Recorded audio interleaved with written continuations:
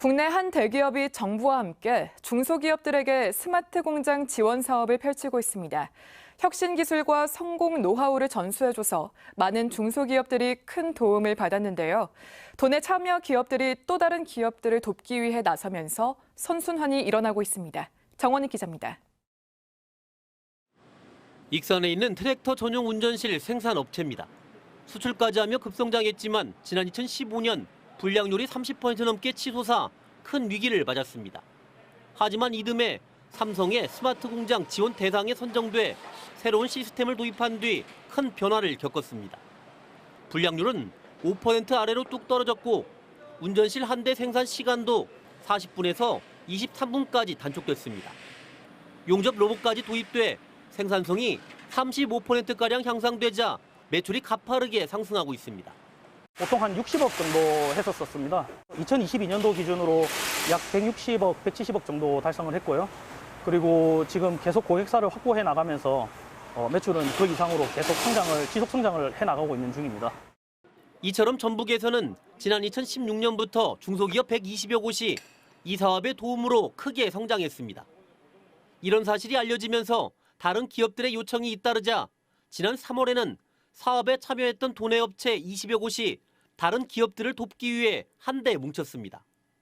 결국 갚는 방법은 또 내 뒤에 따라오는 업체나 또 저보다 못한 이런 기업이 있다면 뭔가 돕고 싶었습니다. 또 스마트 공장이라고 하는 것은 제조업을 하는 이상 반드시 넘어가야 할 산이라고 저는 생각합니다. 전라북도 역시 도비 지원을 더 확대하고 참여 업체도 30개로 3배 늘렸습니다. 22년도에는 그 도비 지원이 5%였거든요. 근데 23년도부터는 그 지원비를 20%로 확대해서 기업 부담을 35%에서 20% 줄여줬고요. 정부와 대기업이 인구 소멸 위험이 있는 지역의 중소기업을 중심으로 시작한 사업이 새로운 선순환을 불러오고 있습니다. JTB 뉴스 정원익입니다. 삼성의 스마트 공장 지원 사업이 효과를 거두자 전라북도는 전북만의 자체 사업을 추진하기로 했습니다. 전라북도가 예산의 대부분을 투입하는 방식인데 스마트 공장 300개를 추가로 만든다는 계획입니다. 정원익 기자입니다. 삼성의 스마트 공장 지원 사업은 정부와 삼성이 사업비의 60%, 전라북도와 해당 기업이 20%씩을 부담합니다.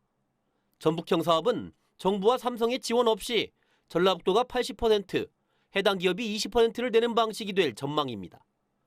각 시군이 희망 기업을 추천하면 도내 스마트 공장들이 모인 스마트 CEO 포럼과 삼성이 지원에 나섭니다.